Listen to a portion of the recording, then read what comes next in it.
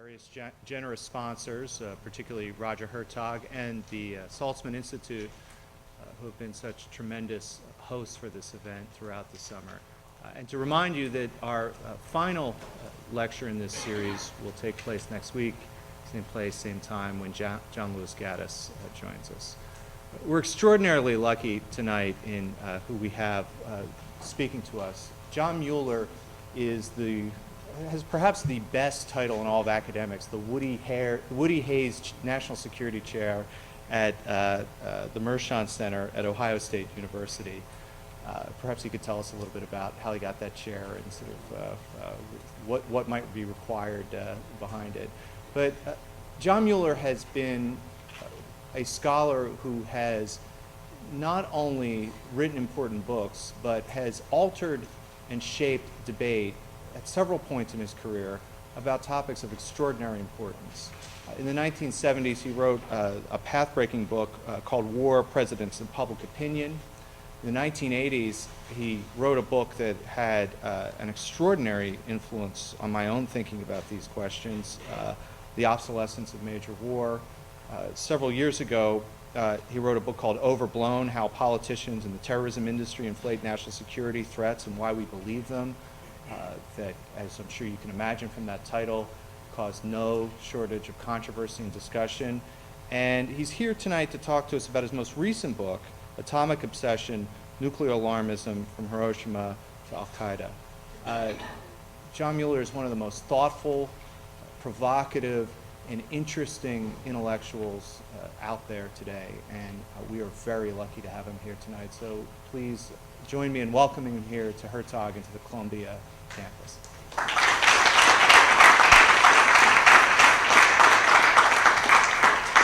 Thanks very much. It's really nice to be here. I'd like to try to be reasonably brief so we have plenty of time for questions and comments and expressions of outrage toward the end. I should say at the beginning that nothing I say should be taken necessarily to reflect a view of Woody Hayes or of any of his football players, particularly the bigger ones. As Frank mentioned, the genesis in many respects of let me take you back a little bit, and I'd like to talk about three books actually. The book I wrote that came out in 2006 called Overblown, basically arguing that the threat of terrorism was massively exaggerated, and it's actually somewhat broader than that, because one of the main areas of concern and interest to me was the fact that national security threats, as the subtitle suggests, have been since World War II have been generally exaggerated. The threat of the Soviet Union, the threat of communists domestically, the threat of what I call devils du jour, like Sukarno or Nasser or Gaddafi or Saddam Hussein, has been substantially exaggerated. And so what I could argue that we know what happened with these threats. Each of them in retrospect clearly was exaggerated, and now we're wallowing in concern about terrorism, and it looks like the same thing is happening. Obviously I can't be sure how terrorism is going to turn out, though I do know how the Cold War turned out. Anyway, I gave a lot of talks on this, and I must say that when I started doing that, I expected to be lynched.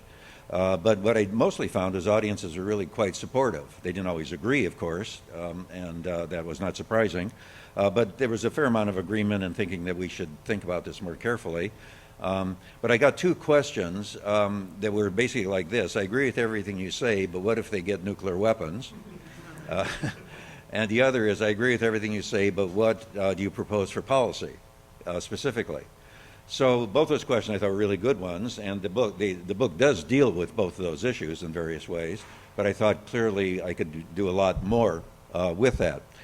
So the book mainly I'll be talking about today, which is Atomic Obsession, is the answer to the first question, what if they get nuclear weapons? It's considerably broader, as the title suggests, and as I'll be showing you shortly, but it deals not only with nuclear terrorism, but also with the whole thinking of nuclear weapons, arguing that they really haven't been that terribly significant.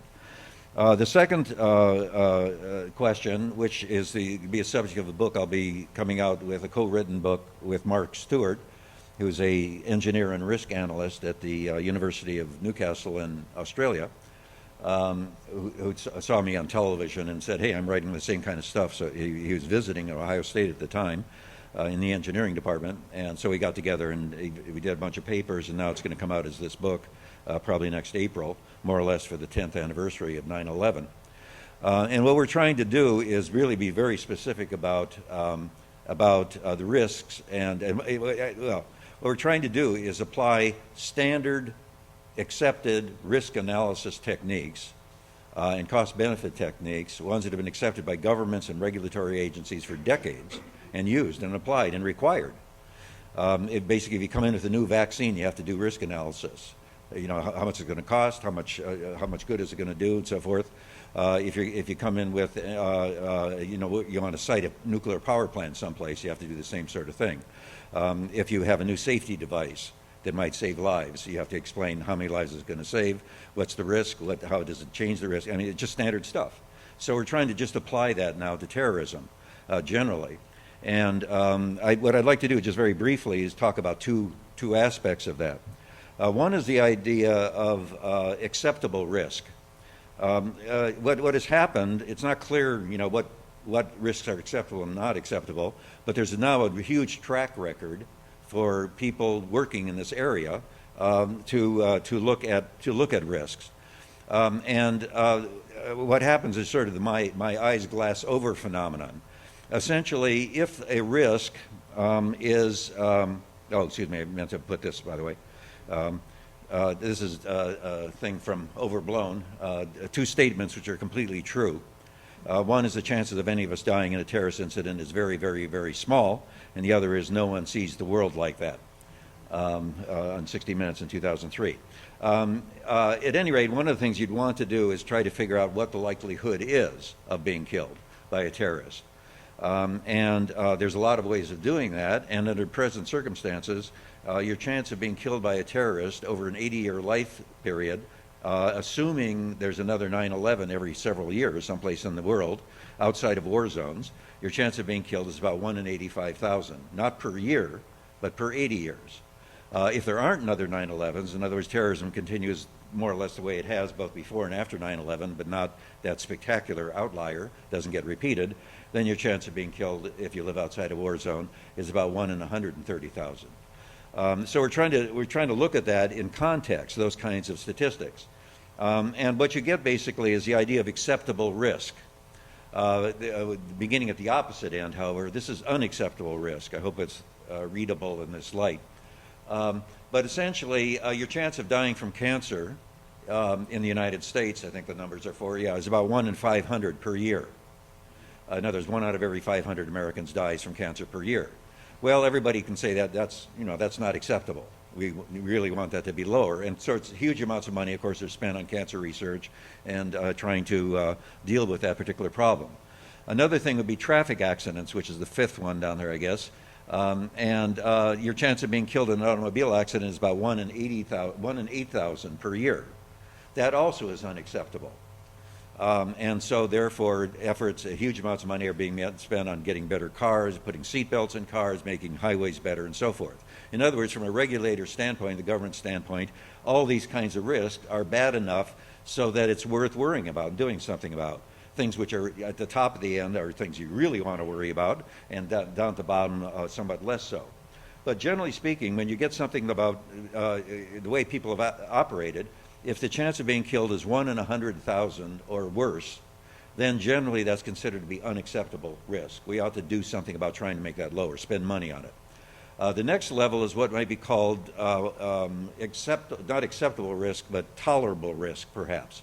And this is all sort of just, again, going with what practice has actually happened, is that if the risk is between 1 in 100,000 and 1 in a million, then that's not as dangerous, obviously, but you probably want to spend some time thinking about that.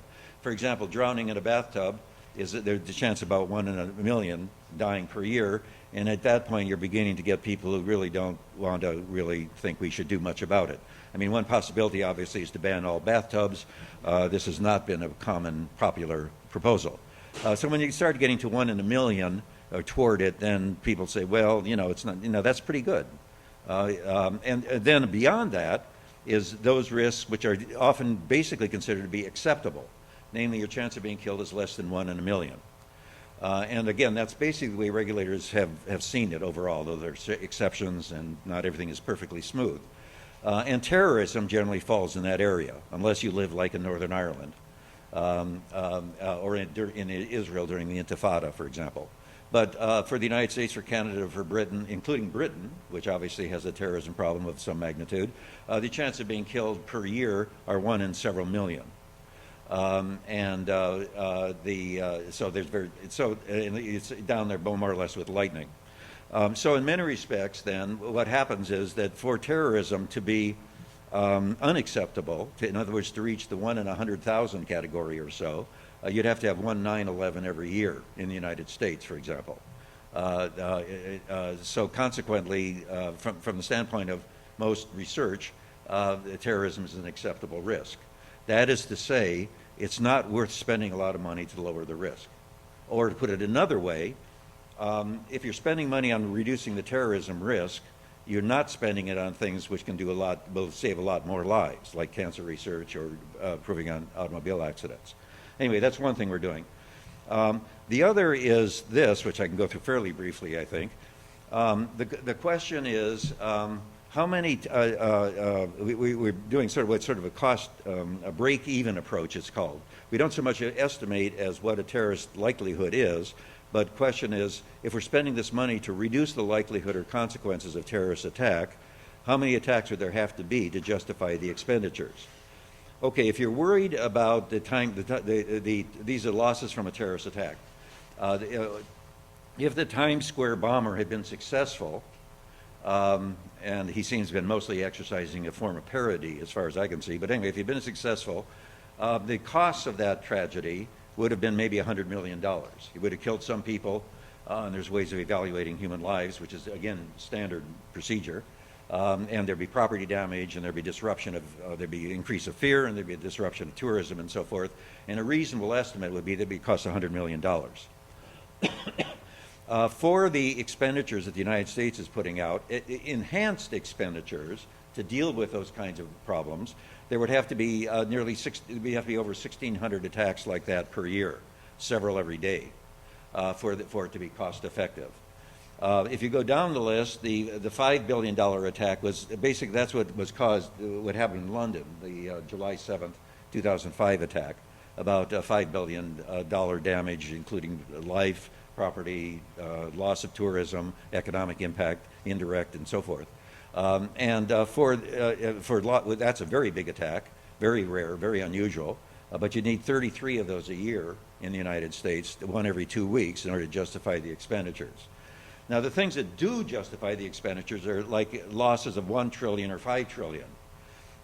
If a $1 trillion attack would be you pretty much have to get nuclear weapons to get into that level.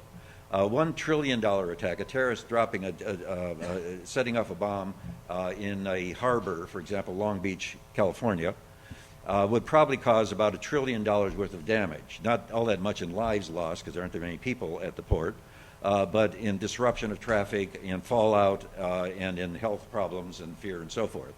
In that case, you'd need only one attack every 6 years of that sort, which doesn't seem to be terribly likely, but nonetheless, it would start to make some sense. And a $5 trillion attack is sort of the top thing you can do with a terrorist setting off a bomb at Grand Central Terminal, which would kill lots of people. And if you get into that level, then it's something you really want to spend a lot of time worrying about.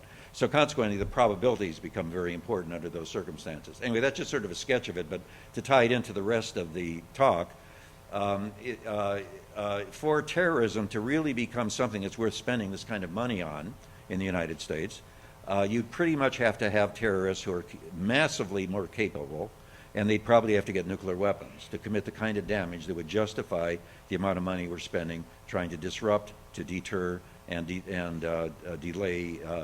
waylay various attacks in the country.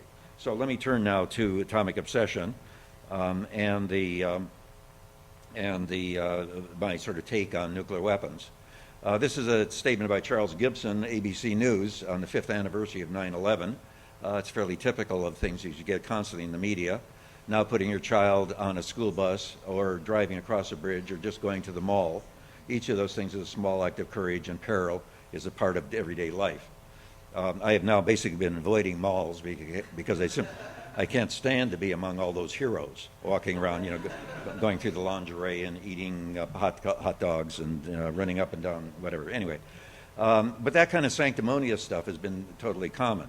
To give you, to somewhat backtrack a little bit, but in that context, the only official who has ever said what I've said, namely your chance of being killed by terrorists about like the same as being killed by lightning, was Mayor Bloomberg here in 2007.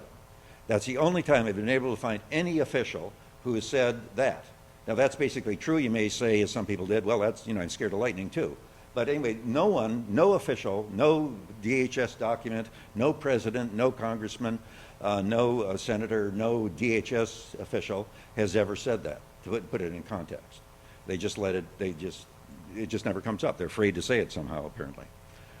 Okay, to give you a quick outline of my reasonably quick talk, I hope, I want to talk about three things having to do with nuclear weapons.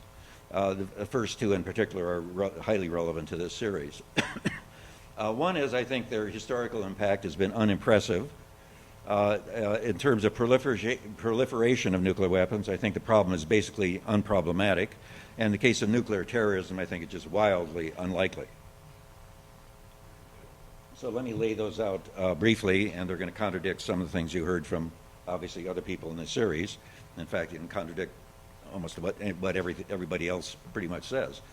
Okay, let me talk about the first one.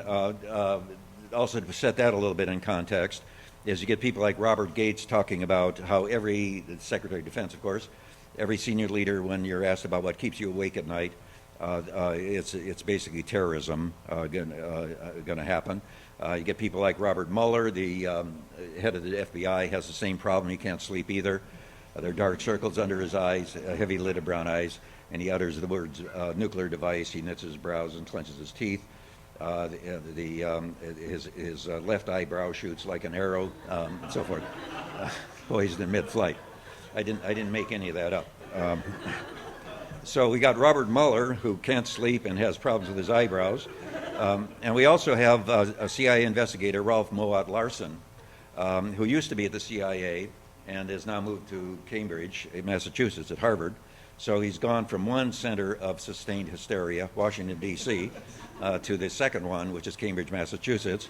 And I expect him to show up any day now on the third center of sustained hysteria, which obviously would be the Weather Channel, in which each, they probably have a weekly program called Ralph Mowat Larson Talks About This Week's Storm of the Century. Anyway, he's very worried as well. And this is another quote from someone who's looking at him carefully. He knows surely with each passing moment we are without moles, that Al-Qaeda was looking for uranium and could get them. We'd never see it coming. That's why he can't sleep. Again, he's growing grim and sepulchral, and he hasn't touched his corn muffin. So I'm trying to bring good news so that Rolf will be able to eat a little bit, and perhaps people sleep better in Washington. Okay, the first thing then basically is the impact of historical weapons. My argument basically is that nuclear weapons are awesome but hardly apocalyptic. Their destructive capacity has been commonly exaggerated. That doesn't mean they aren't bad. It's just that we've had this sort of idea. This is a phrase that was by Spencer Ware, who did a book called Nuclear Fear. You say nuclear bomb and everybody immediately thinks of the end of the world. This is a picture of Hiroshima behind him, and this is what Hiroshima looks like now. It wasn't exactly the end of the world for Hiroshima, but I don't certainly want to downplay that tragedy. What there's been a tendency to do, basically, is to simply to exaggerate the impact of even nuclear weapons in that sense. Not that thousands of them going across the North Pole wouldn't be a massive catastrophe, but the impact of much smaller explosions has been substantially exaggerated. For example, Robert Oppenheimer was asked shortly after World War II, what if 4 men smuggled in atomic bombs, and he said, with 1 atomic bomb smuggled in, they could blow up New York. Well, they could do a lot of damage. Nuclear terrorism, in other words, is not something that has only recently been discussed, the small numbers of people setting one off. But if they were able to set off a Hiroshima bomb, on the ground, which is presumably what they would do in New York, they would not destroy New York. They would destroy 1% of New York. Now, what if it's, it's where a lot of people are, and there are a lot of people in New York, that would obviously be horrible. But there's a difference between 1% and 100%. And so that's the kind of thing I'm somewhat concerned about. Just recently, Nature, last year, scientific magazine in Britain, talked about even a fizzle of an HEU device could take out most of Manhattan.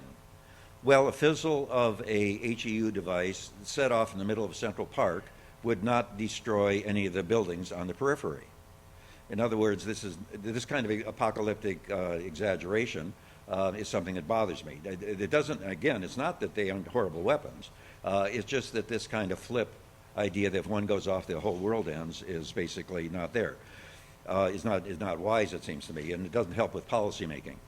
George Tenet, we're talking now about the former director of the Central Intelligence Agency, says if Al-Qaeda managed to set up a mushroom cloud, they would make history. No question about that. Such an event would put Al-Qaeda on a par with the superpowers. The United States has tens of thousands of nuclear weapons. That's not quite the same par, it seems to me. And make good bin Laden's threat to destroy our economy. One bomb would destroy the economy of the United States. One bomb would be really, really bad. It would have a very significant impact. I've already given you some numbers about it. But the idea that if a bomb goes off in Peoria, Illinois, that everybody stops farming, businesses stop working. If anything, of course, if 9/11 is any example, it would tend to bring people together to recover as fast as possible and to keep the economy going. So again, this kind of societal exaggeration. Okay, related to that is, it seems to me, nuclear weapons have been of very little historical consequence. They've not been necessary to prevent World War III or a major conflict in Europe.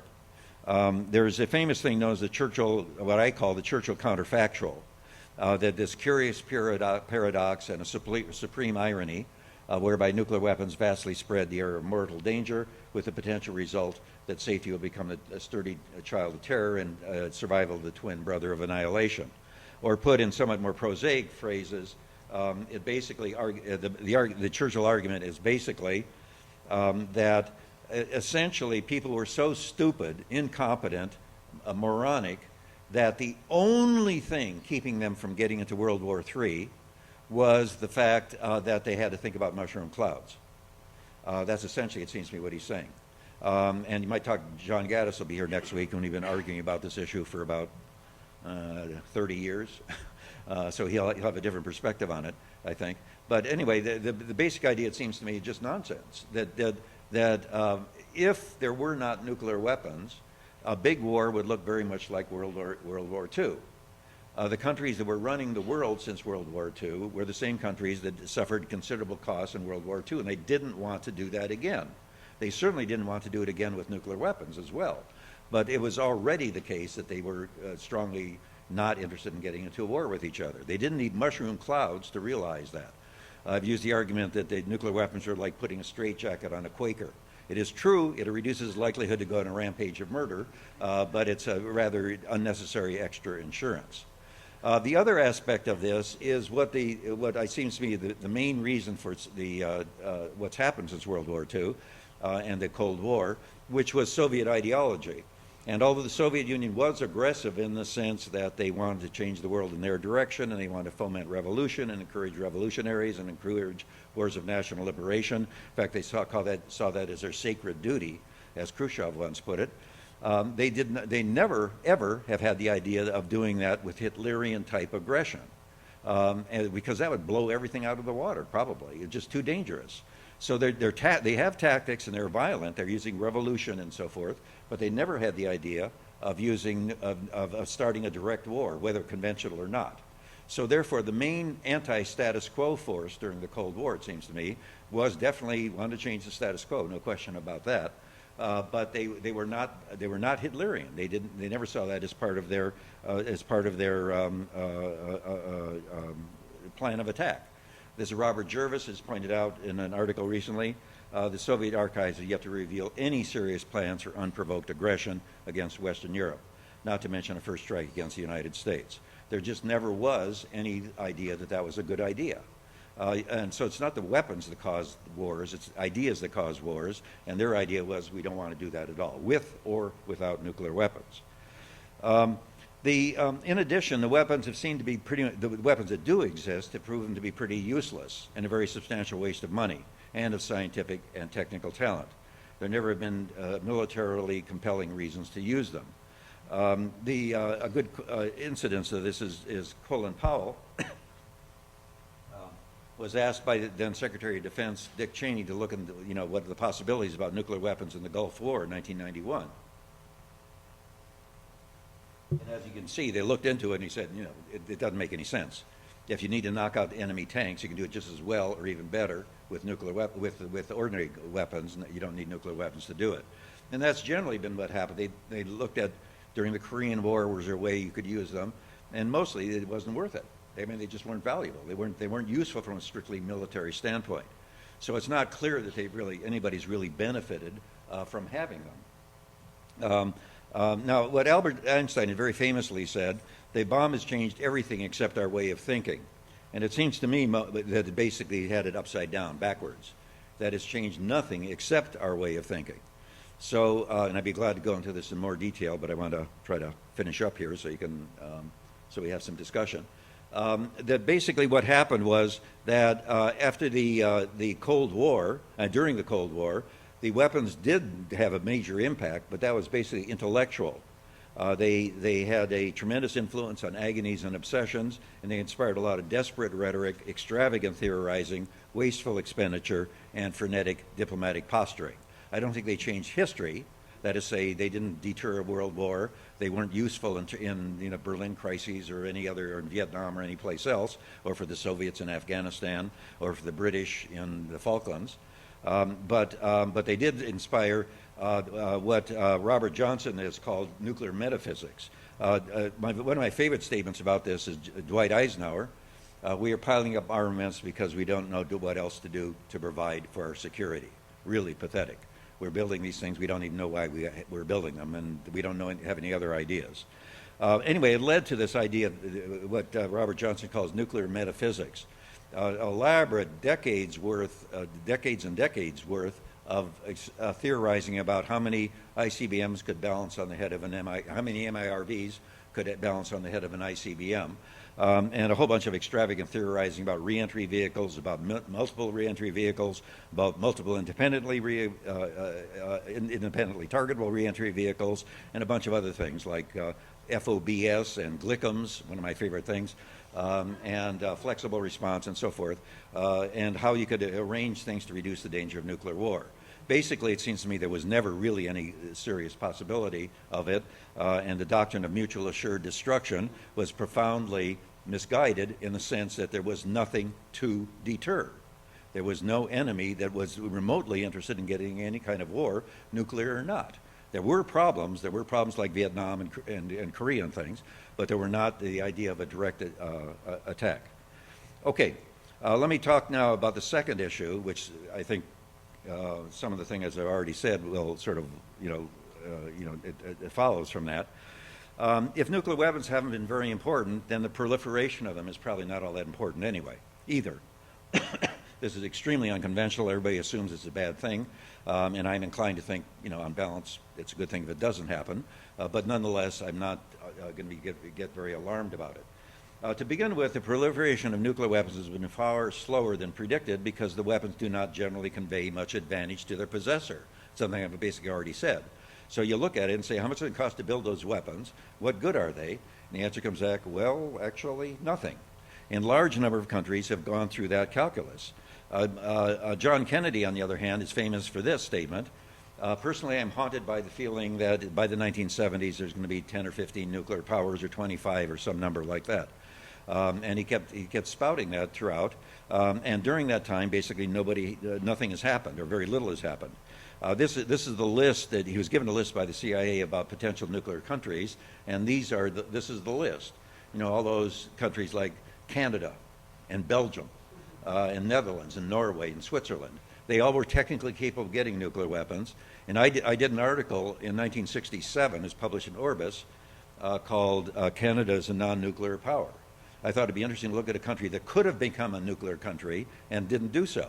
And Canada was, and then I looked at the disincentives for Canada to get nuclear weapons, very technologically sophisticated country. Basically, it seemed to me that they were relevant to a large number of countries on this list besides Canada. Not all of them, but some. The only countries on the list, actually, that ever got around to getting nuclear weapons was not 10 or 15, but 3 on this list, Canada, Israel, and India. And it took India until to the end of the century. Nonetheless, what you get is people like Mohammed El-Baradei saying that we're now reaching a tipping point where I think Kennedy's prediction is very much alive and is going to happen. We're going to have 20 or 30 countries with nuclear weapons if we don't stop it, and if that means it's the beginning of the end of civilization. So the mere fact that Kennedy's prediction has been wrong for 50 years didn't cause him any kind of anguish. Instead, he said, now it's really happening, and so he got a lot of things about cascades, tipping points, avalanches, waves, chains, dominoes, epidemics, and points of no return in terms of nuclear weapons proliferation, despite the fact that proliferation has been extraordinarily slow. For good reason. And the good reason is this. I've already alluded to it. But the basic thing is that the difficulties of producing them by a country are just incredibly high. And so what has happened is that people haven't looked at these countries and said, you know, if you do that, you have to do this, that, and the everything. It's not, you know, it's pretty well known what you need to do. And it's really expensive and difficult.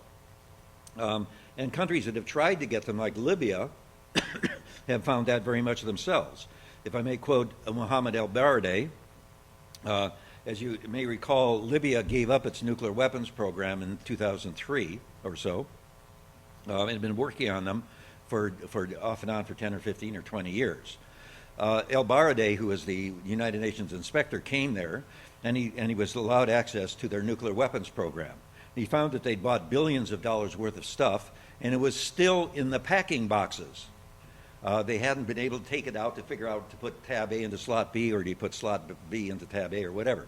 But nevertheless, El-Baradei said this. Libya was in the preparatory stages of developing a capability that would move it to acquire nuclear weapons. That is to say, it was preparing to develop a capability to move. My question is, how's that different from being sound asleep? You know, somebody wakes up in the morning saying, okay, I'm preparing to develop a capability to move. It just, I mean, what happens is that it was very difficult. He didn't have the scientific talent. The money was running out. He realized there wasn't any payoff in it anyway, and he basically gave up. And a lot of countries have gone through that calculation. Some of them very early stages, just given up. Sweden looked into it, decided it wasn't worth the candle, even though obviously it could have spent the money and done it if it wanted to. Many other countries around Kennedy's list basically didn't get very far on it. Now there's also the concern this gets very much into Frank Gavin's material, John Kennedy talking about the Chinese, because we're worried about rogue states. Well, as Frank has pointed out, the quintessential rogue state of all time was Communist China in 1964 when they got nuclear weapons. Kennedy was extraordinarily concerned about it. He said that a Chinese nuclear test is likely to be historically the most significant and worst event of the 1960s. Once again, as director of the Central Intelligence Agency, John McCone said, unless the Chinese threat is met by a much strengthened Western alliance, nuclear war is almost inevitable once they get the bomb. It turned out that probably, going back to Kennedy's statement, the most significant and worst event of the 1960s was Kennedy's decision to escalate in Vietnam, which was largely concerned about the increasing Chinese threat in that area. This is probably the main motivation for getting into Vietnam, both by him and by Johnson. But anyway, he was in there, in the mix. And what has happened when China got the bomb? Well, I mentioned this Robert Johnson before, who talked about nuclear metaphysics. And only recently did I discover, partly because of Frank's writings on this, in fact, was that he was in the State Department in 1964 when when this hysteria was being around. And he was asked to do a briefing or a paper on it. And he looked in and he said, well, if they get nuclear weapons, it won't make much difference. You know, we don't have to change our policy very much. We want to keep an eye on them, obviously, if things change. But it's not that big a deal. And he was totally right. for once, a voice of reason, even in the State Department, even in Washington. My God, radical. And so what has China done with the nuclear weapons? Well, nothing. It's built far fewer than it could have if it wanted to. It has not used them particularly for threats or anything. And most people probably don't even know China has nuclear weapons. Furthermore, if people looked at China as an impressive country, very few of them are going to say it has nuclear weapons, therefore it's impressive. They're going to say, wow, look at that economy, or wow, they really put on a really terrific Olympics. No one says we have to pay attention to them because they have nuclear weapons. Any more that people like French food because we have to eat this stuff because they have nuclear weapons. You know, it just doesn't go. Or the British. So basically, they haven't used it for prestige particularly. They haven't used them at all, and they don't have very many of them, by considering what they could have if they wanted to. So, and despite the fact that they seem to be very roguish and were fairly irresponsible in some of their rhetoric, plus they'd attacked India a couple years earlier, etc., they were very much supporting wars of national liberation. The weapons were just sat there and presumably to deter a country that might want to attack that had been constantly threatening them, for example, the United States of America. So if they had any function at all, it was to deter. It wasn't necessary, I don't think, but that's about it. So it hasn't been the end of the world. China's wasted, in my view, a lot of time, money, and scientific talent on it, but it hasn't really, it has not, in any remote sense, demonstrated that McCone was right, that the nuclear war is almost inevitable. Okay, so as this sort of suggests, nuclear proliferation, it says, well, I basically don't think it's terribly desirable. It's unlikely to accelerate or prove to be a major danger. And also, efforts to keep rogue states from obtaining them have been substantially counterproductive and have caused far more deaths than have been inflicted by all nuclear or even all weapons of mass destruction attacks in history. A particular case is in Iraq. The sanctions during the 1990s, according to some calculations at least, led to hundreds of thousands of deaths in Iraq. There's a lot of dispute about the numbers. There's not very much dispute about the proliferation war against Iraq in 2003. It has led to the deaths of easily 100,000 people in Iraq. And the idea, and it was mainly a war to stop Saddam Hussein from getting getting rid of the weapons he may have had, which could be labeled weapons of mass destruction. And it seems to me basically essentially what has happened is that 100,000 is about the number of people who died at Hiroshima and Nagasaki combined, maybe a little bit higher than that. And that's about the number of people who died because of the anti-proliferation war against Iraq in this century. And so consequently, the alternative would have been to let him sit there, and if he develops nuclear weapons, that would be unfortunate and would not be very pleasant, but basically what you do is work out an alliance of convenience to keep him contained and deterred. Since he had an army which he didn't trust, for example, he would not allow the army into Baghdad with heavy equipment for fear it would be used against him, and since he was careful about issuing too many bullets to his army, it was not exactly the case that he was going to conquer the Middle East with that army, or that if he even ordered them to use some of these weapons, they'd actually carry it out. But my point is that the obsession with him getting nuclear weapons has now cost 100,000 lives. And the obsession with Iraq, with Iran, and with the Korea similarly. Graham Allison, in his book Nuclear Terrorism, argues that nuclear proliferation to countries like North Korea or Iran should be the supreme priority. My thinking is rather that there's nothing wrong with making non-proliferation a high priority, but it should be topped with a somewhat higher one, avoiding policies that can lead to the deaths of tens or hundreds of thousands of people under the obsessive sway of worst-case scenario fantasies. Like if North Korea gets the bomb, they're going to do all kinds of funny things with it. Or they're going to cause South Korea and Japan to get nuclear weapons, which Allison predicted in 2004 and said, in fact, North Korea would have enough to make 70 or 90 nuclear weapons by the end of the century, 2009. And he also basically says, if they can, in that book, if they do get nuclear weapons, which is written before they got their first explosion, did their first test, they would that we should start a war against them. Unfortunately, there's a lot of South Koreans who live very close to North Korea, particularly in the city of Seoul. And Allison suggested that first you evacuate Seoul, which now has the worst traffic jams now on the planet practically, and then you attack North Korea. And he also talks about it might lead to 80,000 deaths. So that's what I mean, having North Korea not have a nuclear weapon is just fine with me. If diplomacy or bribery or something can keep them from doing so, terrific. If making nice to them, stoking their egos can do so, fine. It's okay with me. But starting wars against them, which are going to kill tens of thousands of Koreans, North and South, in order to stop your obsession, in the service of that kind of worst-case scenario obsession of what they might do with the weapons, strikes me as being just distinctly invalid. Okay, finally, the question about nuclear terrorism. The argument, in my view, is that the likelihood that terrorists will get nuclear weapons is extremely low. And quite possibly we'll want to discuss this a little bit more, but let me give you that's what vanishing small looks like. People have been predicting for a long time that nuclear terrorists would come about. Theodore Taylor was a physicist. A guy named John McPhee wrote a book about him in the early 1970s. And Taylor said the problem is immediate. It's comparatively easy to steal nuclear material and step by step to make it into a bomb. To fabricate a crude nuclear weapon is simple. All you need is some plutonium oxide powder, some high explosives, and then you run down to the hardware store and pick up a few things, nuts and bolts, stick it together.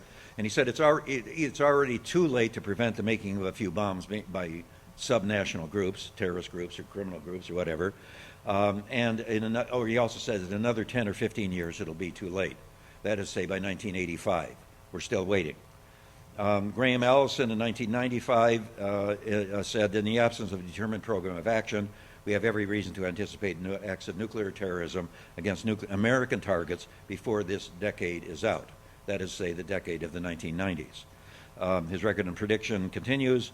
We're into this next pattern with his 2004 book, in which he said, it's my considered judgment that in the current path, a nuclear terrorist attack on America in the decade ahead is more likely than not. There's lots of people who agree with that. Obviously we're getting to 2014 and closing in on the decade, but he's got a few more years to work it out. This view is very influential. John Negroponte, another intelligence guy, later promoted, there's a high probability that within 2 years Al-Qaeda will attempt an attack using a nuclear or other weapon of mass destruction. He said this in 2003. Later, he was appointed head of intelligence. Little things like making boneheaded statements like that didn't seem to slow down his career, and no one even remembers often when they do so. George Tenet, my favorite CIA director, was saying in 2003 that bin Laden has a sophisticated biological weapons capability. As far as I know, that's based on nothing. We now have obviously quite a few years from that. You may notice that no terrorist has used a biological weapon. No terrorist has even used, including in Iraq, much in the way even of chemical weapons, and certainly they haven't done anything in terms of nuclear explosions. So we've had this kind of what I think is massive exaggeration. Walter LaCour, one of the top gurus of terrorism, said in 1996 that some terrorist groups will almost certainly use weapons of mass destruction in the foreseeable future. 1996, 2010, I think we've already done the foreseeable future. Doesn't look too good for that prediction. Okay, what I'd like to do is talk about, there's one way of getting the bomb, which Allison and just about everybody else thinks is the most likely. But let me talk about two other ways that a terrorist might get a bomb. One is that someone would give them a bomb, a rogue state. Iran gets nuclear weapons, gives to Hezbollah or whatever.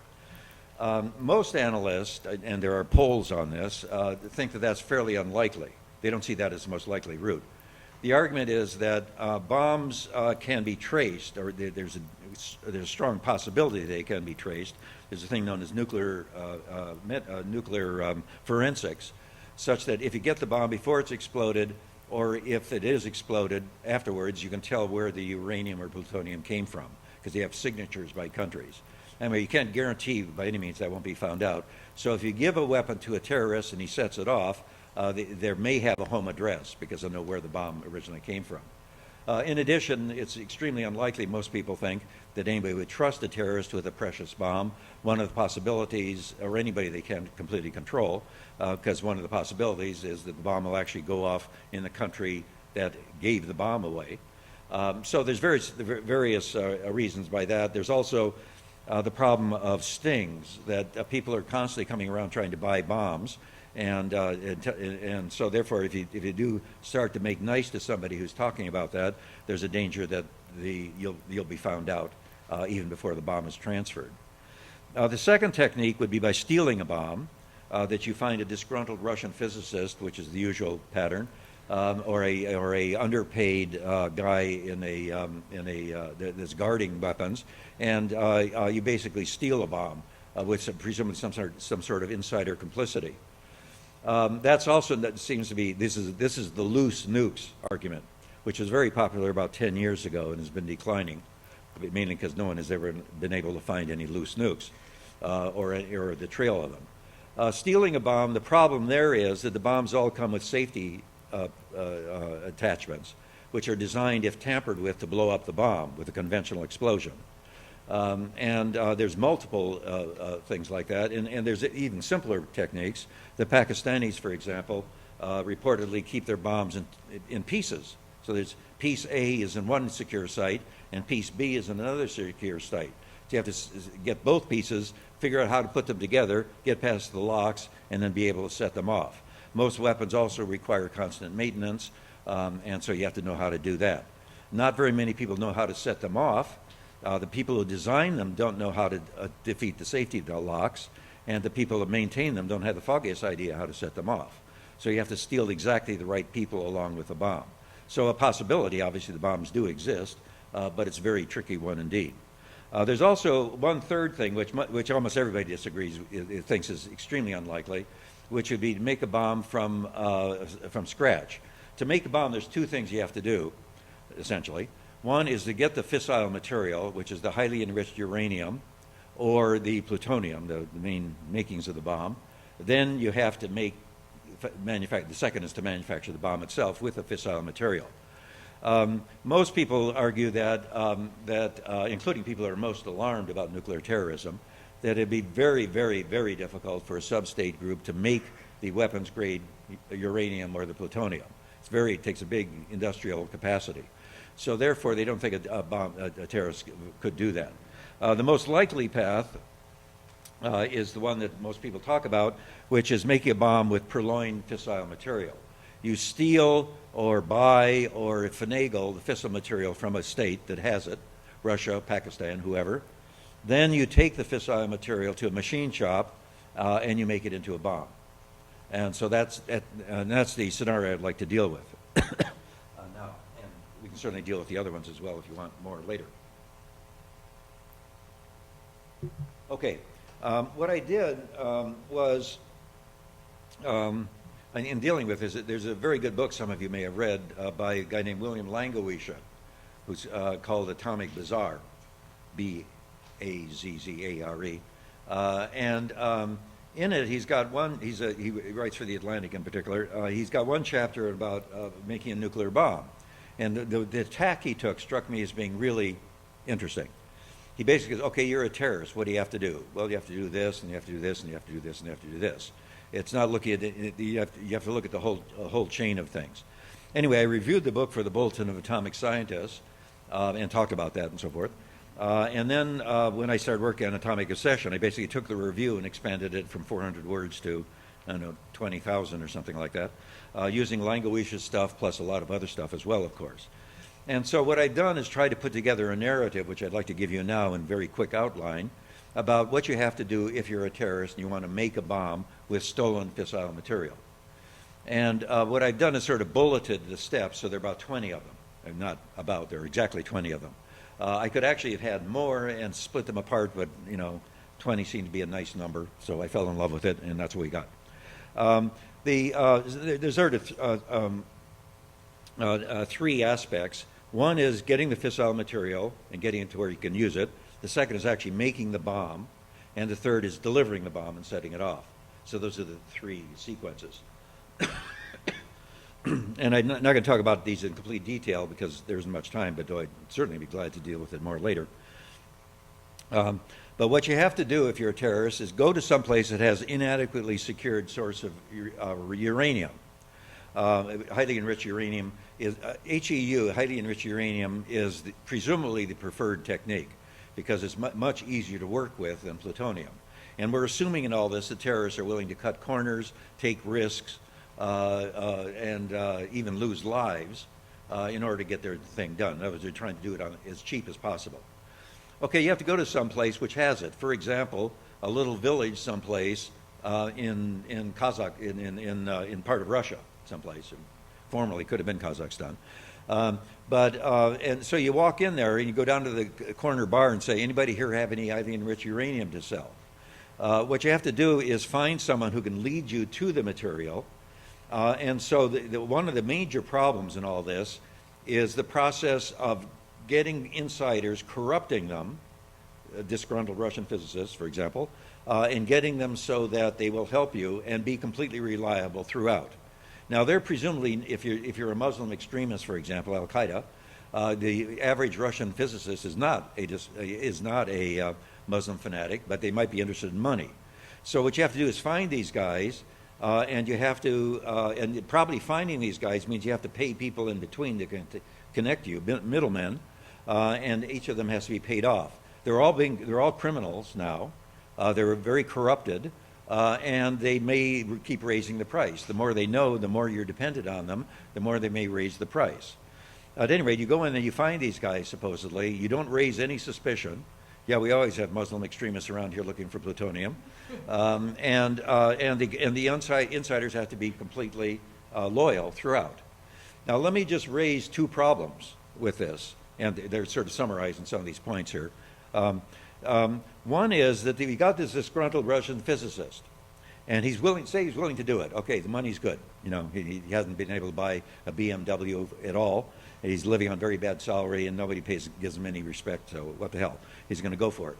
And so he's willing to be bought. He's willing to be corrupted. And he knows where the uranium is.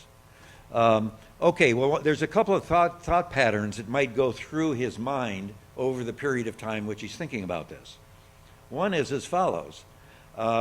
If I steal this uranium and give it to these guys, and by the way, it would probably take more than one person to do this, but anyway, if I do this, eventually they're going to see, maybe very soon, they're going to see that the uranium is missing. Now, how many people have access to that uranium? Not many. Who's one of them? Me. So if I'm driving around in a new BMW on my salary, I'm going to raise a certain amount of suspicion. Eventually, in other words, they're going to figure it out. Even if I try to flee the country, that'll make it even more suspicious. And so what he's going to say is, this is not a really good idea. Maybe I should go to the authorities and say, well, of course, I was just stringing them along. I never had any idea of doing this. I'm a loyal Russian, et cetera, et cetera. But in the back of his mind, he realized there's something worse than being a disgruntled Russian physicist, and that's being a dead disgruntled Russian physicist. And so consequently, it becomes a sting, effectively. Or another possibility is that he does it and he's just incompetent. Or it's a scam. He does it, he takes the money, and he gives you stuff that's useless. Lots of scams around. Okay, anyway, that's one scenario, that he basically cooperates in some way or the other, but it becomes a sting then. The other thing he's going to think about is that, okay, I do the thing, and I get the stuff, and I'm really slick about it, and I get it out, and I give it to them, and now they're going to take the money, they're going to take the stuff away. I've not got months to think about this, and I want to think about it from their standpoint. I know who they are. I know roughly where they're going. After the uranium is found missing, there'll be a lot of questions asked. They have to assume that I will be asked about this, and they have to assume that under the right kind of duress, I might give information. So what's their best idea? Namely, kill me. And so that, again, concentrates the mind. Being a dead Russian physicist by either standard is not exactly ideal. It's better to be just plain disgruntled.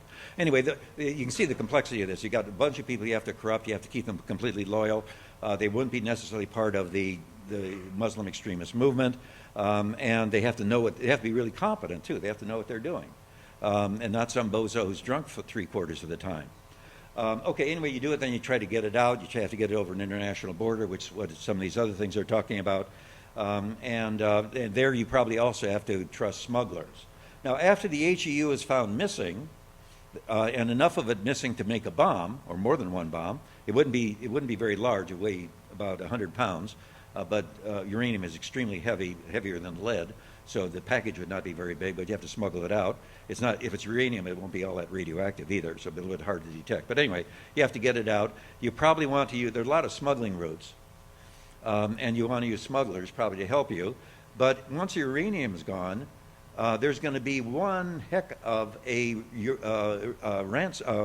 reward for information that can lead to the apprehension of the people who stole the uranium.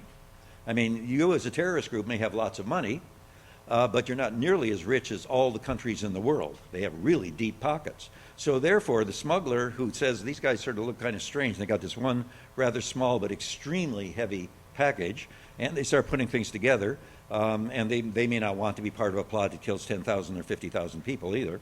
I mean, they're just smuggling drugs or whatever. They're not, out to kill people necessarily in mass. And so consequently, you're going to have that kind of thing happening. And so these people also have to be trusted. They must not get suspicious. Okay, the second issue has to do with basically making the bomb. And let me deal with some of the problems in there, and these are, dealing with it in various ways. But what you have to do then is set up a machine shop someplace. Langewisha really likes Istanbul, so he likes to think about Istanbul, so he decides he would put the machine shop in Istanbul. So you set up these machine shops, and you get a bunch of physicists from, Pakistan U or something, going and coming in the slum, and nobody gets suspicious. You bring in a lot of expensive equipment in this windowless machine shop, and people go in and out all the time they're working in there, and no one gets suspicious. The locals don't get suspicious. The police don't get suspicious. The local criminal gangs don't get suspicious. Anyway, you're working along, even if you're somewhat isolated, you can't be completely isolated probably, and so there's some danger. It also means that the physicists you've put into this position, who must be really loyal, working for months or years on this project, must never spill anything to anybody. That their wives or whoever they left back at Pakistan U must say, he's always going on vacations. We never know where he went. That's just, a thing about physicists. By the way, the Pakistanis keep very close watch on their scientific talent, both active and retired. So there'd be that problem. They have to remain completely loyal. They can't spill the beans to prostitutes or somebody across a bar or people they bump into or anything or any suspicion, and no one must figure it out. Then what you have is also the difficulty of actually making the bomb. It's commonly sometimes argued, that it's child's play once you have the uranium. But this is a statement from Stephen Younger, rather long, I'm afraid, but you can get the gist of it pretty quickly. He was the head of weapons development at Los Alamos before retiring. And as you can see, it's this long screed. I could have even more if you want. But basically saying it's really hard to do. In another book, a more recent book called The Bomb, he basically says it's basically far-fetched to think that any sub-state group, even if they had the uranium, could actually pull this off. There aren't blueprints, there aren't plans readily available, and it takes a huge amount of talent. Okay, then finally, basically, you have to get it to you have to set it off. You have to get it to the country that you want to set it off, which invariably in these scenarios is the United States, and the target almost invariably is Times Square. Then you set it off. You have to be able to have people in the country who are not simply thugs, which were most of the people on 9/11 were, but they have to be technologically pretty sophisticated. They have to move this thing, which now is a bomb or as a device, would weigh about a ton. They have to receive it. It comes through UPS, does it? Is that how you get there? With a return address, or you hire an airplane, you have to trust more people, etc. Then they get it to the place where it is. They try to set it off, hoping fervently that it won't prove to be a dud. It's not been tested. It's traveled 3, 4, 5, 7,000 miles. It weighs a ton. It's done by the guys in a sweaty machine shop in the slums of Istanbul, etc. Anyway, you get the idea that basically it's an extraordinarily difficult task. And also, the notion that Al-Qaeda has the capacity and desire to attain nuclear weapons strikes me as being much inflated. There's various evidence of some interest, perhaps. For example, there's a guy who said that they were interested in buying some uranium back when they were in Sudan in 1994, a guy named Fadl, who defected after stealing $110,000 from Al-Qaeda. And this story has been contradicted by others and so forth. Maybe it's true, maybe they had some interest in it. Turned out the material that they supposedly were interested in wasn't any good anyway. So there's some interest here and there. They were just before 9/11. There were records now of conversations they had with some Pakistani scientists who were working in Afghanistan, who had worked on the bomb program, and they sat around and they had basically academic discussions. It included Osama bin Laden, and they talked about chemical and biological and nuclear weapons. Graham Allison in his book says that American intelligence thinks that these scientists gave the Al-Qaeda the blueprints for how to make a bomb. That would be really impressive because these guys didn't know how to make a bomb. They worked on the program, but the Pakistani nuclear program, but the program they worked on was on making the fissile material, not on actually building the bomb. So they knew the basic physics, of course, of it, but they apparently drew some rough sketches, but that's it. That's sort of limited. Then there's also the evidence in Afghanistan when the United States came in. No evidence of any real work on this. There's a 25-page handwritten document called Super Bomb that has something about how to make a bomb, but a lot of it's just plain wrong. And there's a few other indications here and there. It's also the case that the Wall Street Journal was able to get a computer that Al-Qaeda had used, and the budgets were on there, and they did have a budget for weapons of mass destruction, which apparently is devoted entirely, almost entirely, to chemical weapons. But the budget was about $2,000 or $3,000. Not exactly a rampant thing. Then there's also a guy named Hamad Mir, there's other evidence too, if you want to talk about it, but it tends to be this kind of fragmentary stuff. But shortly before, right after 9/11, Hamad Mir, a Pakistani journalist, was invited in to interview bin Laden and apparently Zawahiri, and these are the statements they gave. That we have nuclear weapons, we have chemical weapons, and we'll use them as a deterrent, etc. And Zawahiri said, all you have to do is go to the Soviet Union and you show up with your ID and a couple of credit cards, and you can pick them up in Tashkent or Moscow or whatever. This was just a few days, like 2 days, before they were about to flee the country. And it seems pretty obvious that these shouldn't be taken in face value, particularly since there's no corroborating evidence. They were obviously bluffs to try to scare the Americans away from attacking, and I think should be taken in that light. Okay, so at any rate, my conclusion is this, that whatever their impact on activist rhetoric, strategic theorizing, defense budgets, and political posturing, nuclear weapons have had best of quite limited impact on history, have been a substantial waste of time, money, and effort and scientific talent, have not been appealing to most states that do not have them, are out of reach for terrorists, and are unlikely to shape much of our future. So let me end on that optimistic note. I know you're supposed to be pessimistic around here, but I thought I'd give it a different try. Thank you.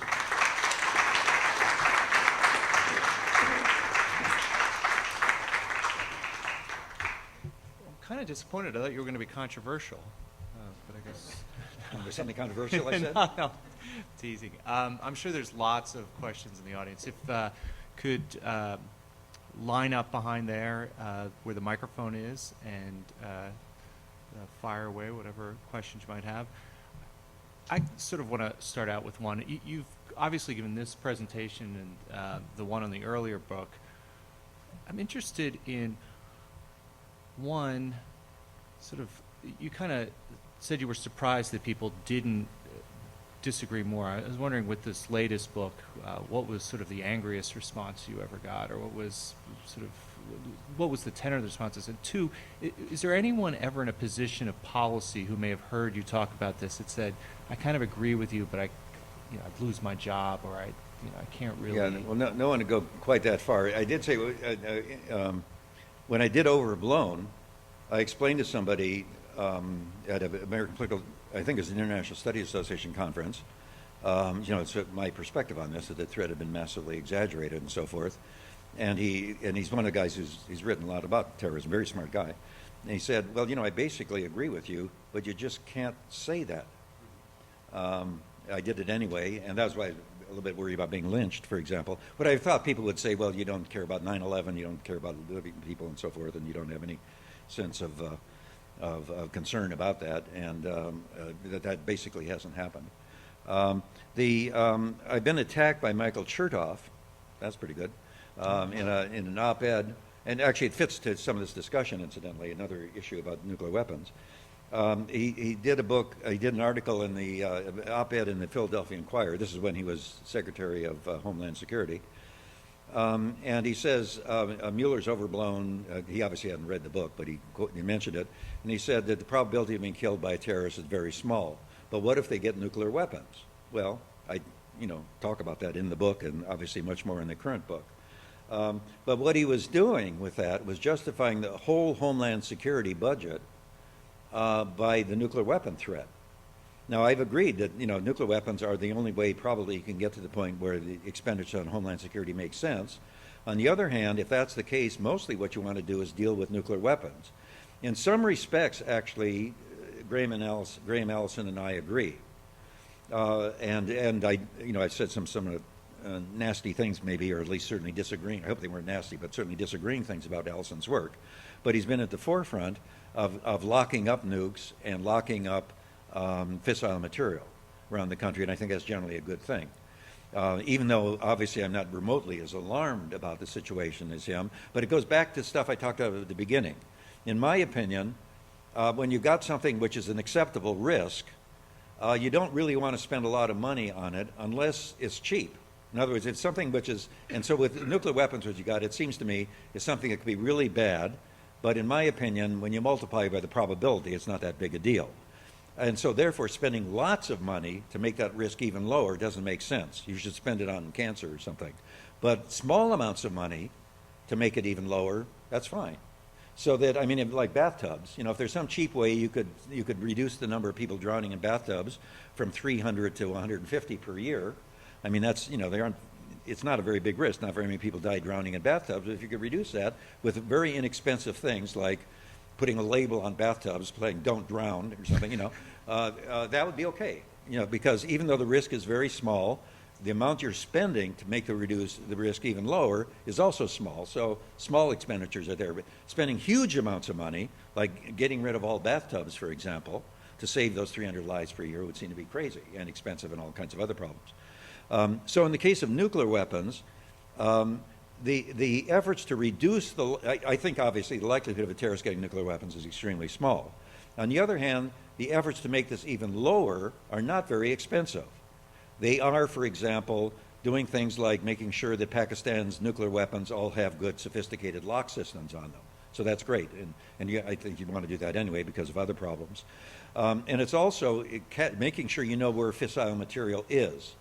That's just like bookkeeping. It takes work. You have people going around, bureaucrats, and making sure that they catalog every piece of nuclear fissile material, so that if some goes missing, they know that right away, and they can also keep it so that it doesn't go missing. Maybe put under more locks. That's not expensive stuff, and that's what Ellison mostly wants to do. And basically, even though obviously I'm not nearly as alarmed as he is, it does seem to be a worthwhile expenditure, mainly because it's so cheap.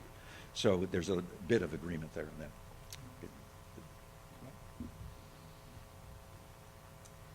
Hi, I want to thank you for your perspective. It's really nice to have a balance to this discussion on the nuclear threat by terrorists. I'm just wondering if you think that there is any intent in this exaggeration. Any kind of what? Intent in this exaggeration, and what is it? What do you think the motive is by academics and officials to come and, tell us that New York will be bombed in 10 to 20 years, like Robert Gallucci? Yeah, well, Overblown deals with that a lot. The issue about fear-mongering, essentially, to try to get a policy across. I don't think very many people, if at all, are very cynical. I think I certainly do not want to suggest in any way that Graham Allison, for example, is insincere. He certainly believes all that, and he's very alarmed and concerned. I disagree with him, but I certainly do not consider him to be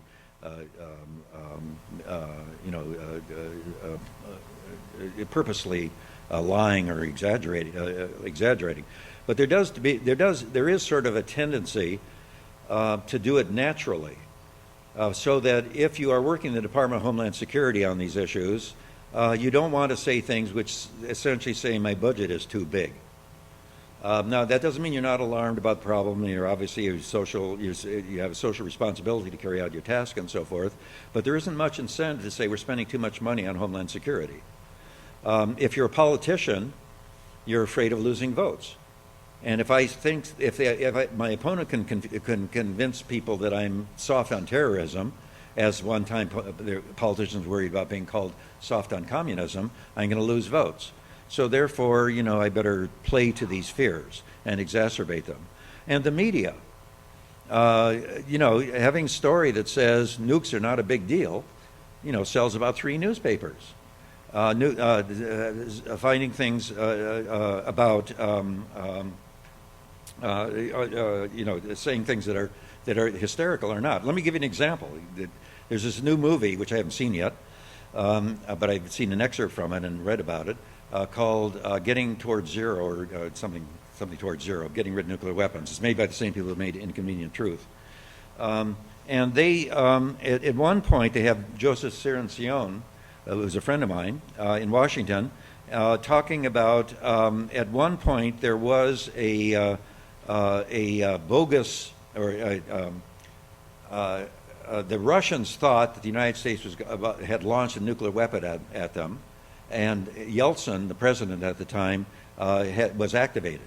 And so they were just, all they did is push the button and they're going to retaliate. And they only had 30 minutes to do this and so forth.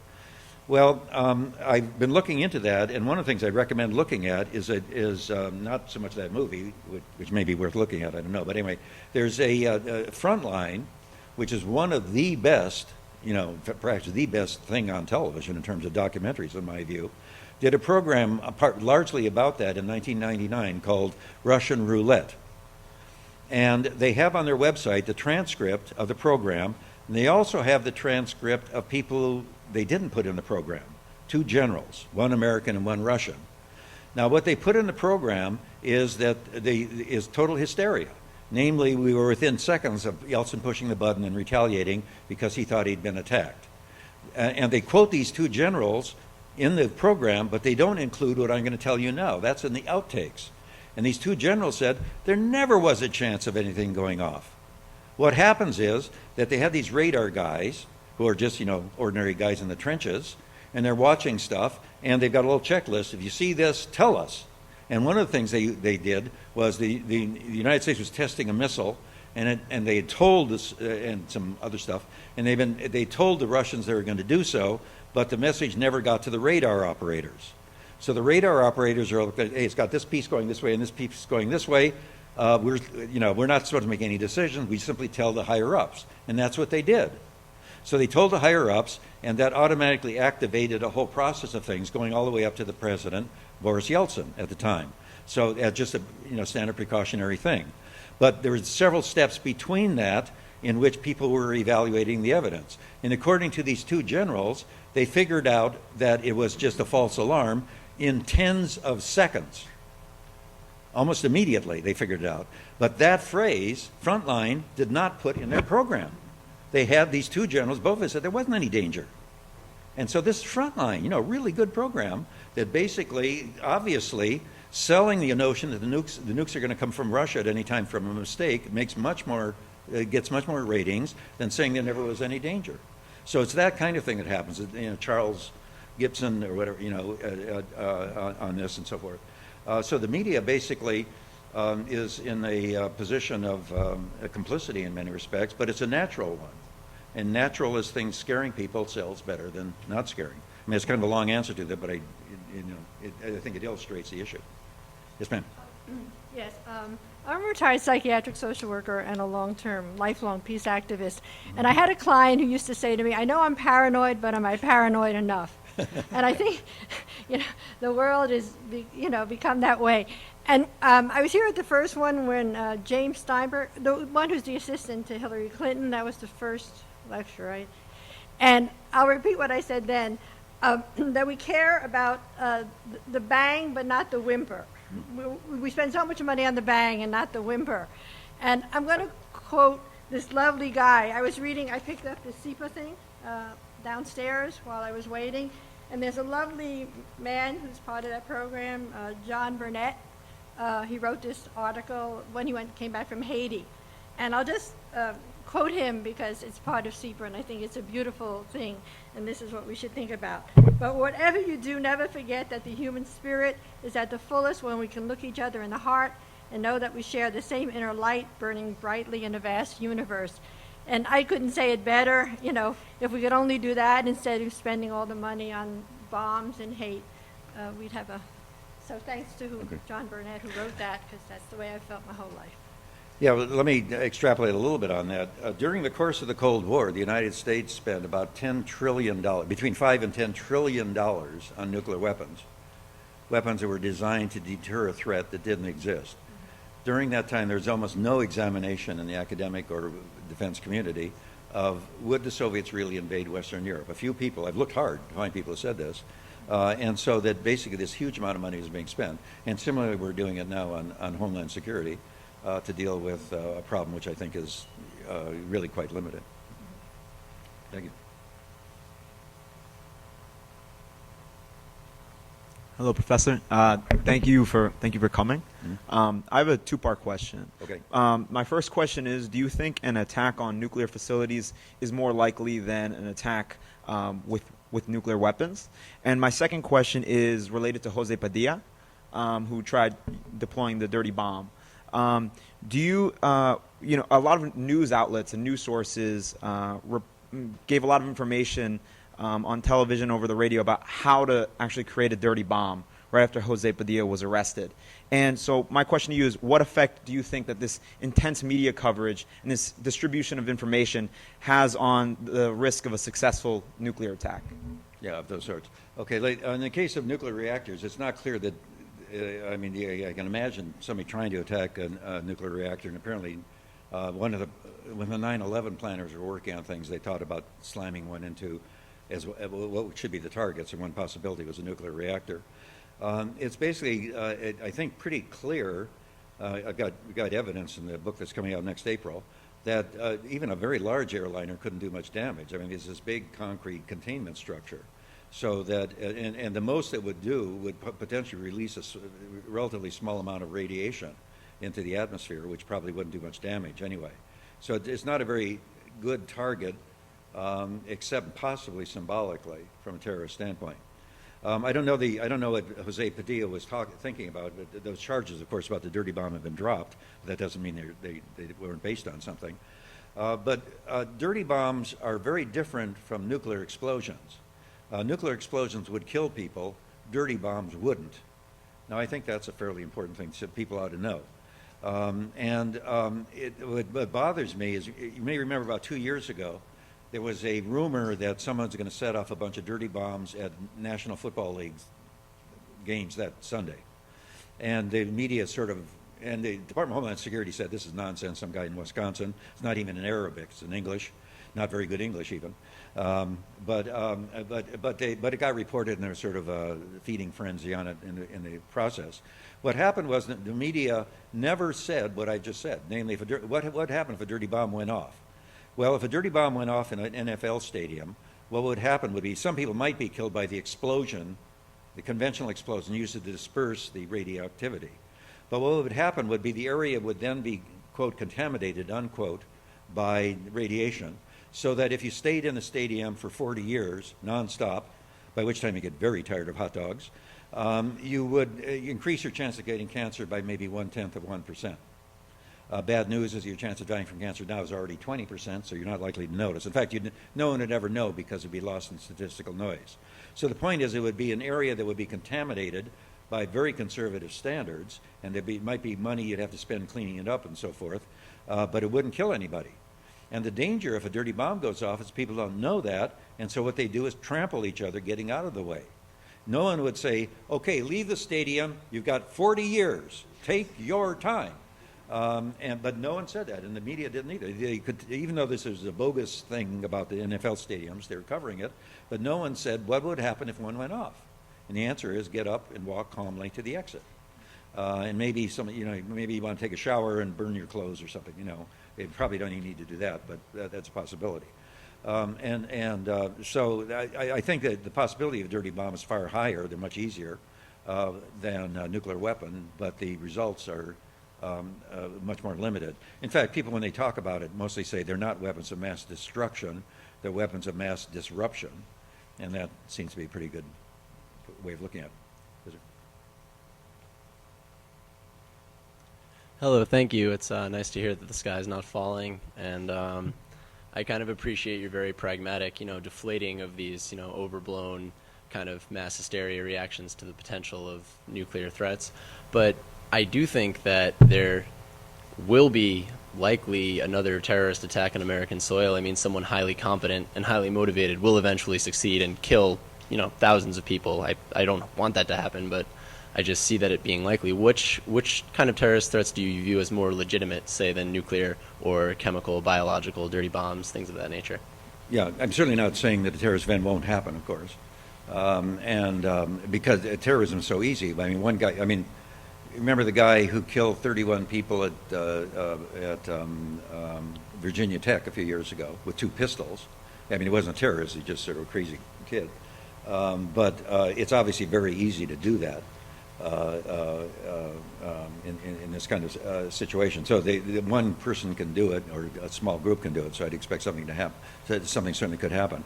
It's just that if you look, 9/11 still remains a total outlier. There's the biggest attack, the attack that killed the most people before that was a Air India airliner that was blown up by some Sikh terrorists in 1985, killed about 385 people.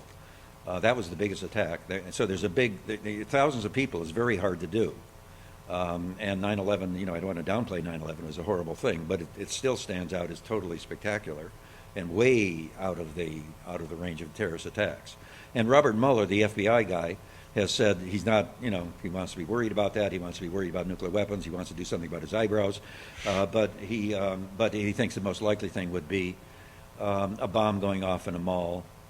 Maybe the thing like the Times Square thing. You can imagine somebody with presumably, not hopefully, but with considerably more brains and capacity actually pulling it off. But the results are not, there are going to be some people killed, and that's bad, and so forth. Even the bombings in London killed 52 people. Now that's 52 too many, but it's not, it's not the end of the world. So the possibility of something like that happening is certainly there. Protecting against it is very difficult because it can happen. They can change targets any minute and so forth. And so spending some time worrying about it is okay. But what I'd like to do is keep it in context. And since 9/11, the United States has spent over $1 trillion additional on homeland security spending. That does not include the wars in Iraq and Afghanistan, just domestically. $1.2 trillion using conservative estimates. That's more than the price of the Obama healthcare thing. So if that money had been pumped into healthcare, think of how much it could do. And that's the kind of way you have to think about it. The question is, how much money should we spend reducing dangers that are already extremely low to even lower? And there's no evidence that the terrorists are getting better in terms of bigger explosions. I mean, they've done tons of damage, obviously, in Iraq, but they're not. Those are all basically at the same level. If you look at, there's 3 studies that just summarized what Islamic extremists, not necessarily Al-Qaeda, but people look like them, think like them, admire them, are in the same category. How much damage has been done by Islamic extremists since 9/11 throughout the whole world, outside of war zones? And the total number of people killed comes to a few hundred a year in the whole world. Now that's a few hundred too many, but it's an existential threat to nobody. And if we can get these guys before they do it, or after they do it, or whenever, that's great. But so my book is called Overblown, not non-existent, and so so that's the context I'd like to keep it in. Thank you. Okay. Hi, thank you for your presentation. I'm a PhD student here. I find your points about terrorism and probably, although I'm slightly less convinced, proliferation, quite convincing. Much less so, though, the point that is sort of reflecting the first line, the first green line, about the limited impact of nuclear weapons on history, and relatedly, the limited military utility of nuclear weapons. Concerning the first part of my sort of concern, the fact that, according to Jervis, recent archival evidence suggests that the Soviets were not aggressive does not suggest that they would have been as non-aggressive in the absence of nuclear weapons. The second, relatedly, nuclear weapons are supposed to be stabilizers in situations in which both sides are not aggressive but are afraid of the other one being aggressive, e.g. security dilemma type of dynamics. Right. And so, in fact, according to Jervis, they were stabilizers unless he changed his mind compared to his earlier writings in recent times. Related to the military use of nuclear weapons, I just wanted to point out that something I'm sure aware of, but recent arguments by Libya and press, and at the same time, one empirical case that is the only known case, obviously, I mean, the only actual case of use of nuclear weapons as opposed to threats of nuclear weapons. And there is a debate, of course, about the in where? Hiroshima and Nagasaki. Yeah, right, yes. There's a historical debate about whether it was effective at coercing, but I mean, reasonable arguments have been advanced about the fact that they were decided. The use of nuclear weapons was decisive, and the fact that that kind of level of destruction could have been achieved with conventional weaponry doesn't mean that the fact that it could be achieved with nuclear weapons in a few seconds didn't make a difference. At least in terms of cost, which may make a big difference in a long war. Yeah, let me just make. I deal with Hiroshima and Nagasaki in the book. I didn't want to get into a lot of detail. And there is, as you're well aware, this debate about whether the bombs were necessary because the Soviets invaded at the same time and so forth. So what I've said basically, since World War II, they haven't had any impact that I'm able to see, or a very limited one, certainly. In terms of Bob Jervis's thing about stability, we've actually debated this quite a bit. I know, we've, like Gaddis, we've been arguing about stuff for decades. I'm somewhat uncomfortable with the idea of stability and destabilizing. I mean, essentially, my argument is that putting, the analogy I used before, putting a straitjacket on a Quaker makes things safer, is more stable. But the thing is that you have to consider what it would have been without the straitjacket. So that essentially the Soviet Union never in a billion years wanted to do World War II again, much less World War II plus nuclear weapons. I mean, it just wasn't in their game plan. It wasn't their thinking. It wasn't, just craziness. I mean, they wanted to subvert Western Europe using labor unions and so forth. They had plans like that, but getting into a frontal war was total crazy. Furthermore, Lenin, their tactical genius, or guru, was extremely careful about confronting the capitalist and imperialist world directly.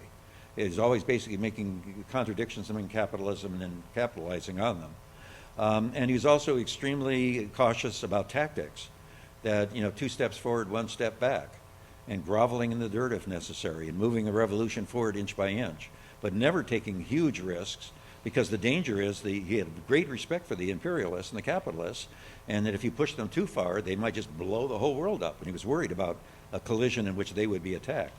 So their game plan never really had that in there. So in many respects, my argument, I've used the argument, there's 2 kinds of things: crisis stability and general stability. And it seems to me crisis stability means, Jervis talked about that when he was here. I looked at this thing on the web. Basically, if a crisis happens, you want it so that it doesn't escalate. But there's also a thing which is general stability, which is that both sides don't want anything to escalate no matter what. They don't even want to win. I mean, in other words, getting rid of the problem is more important than winning in the issue. And so therefore, they vastly prefer peace to even fighting a war and winning, because they'd be worse off under winning. And I think that's been mostly the case in the Cold War, as it is obviously between the United States and Canada, or between Germany and France now. Unfortunately, I think we're probably at the end of our time here. Maybe John will stay around for a couple minutes to answer some of the questions. But please join me in thanking John for a thought-provoking, fascinating. Thank you.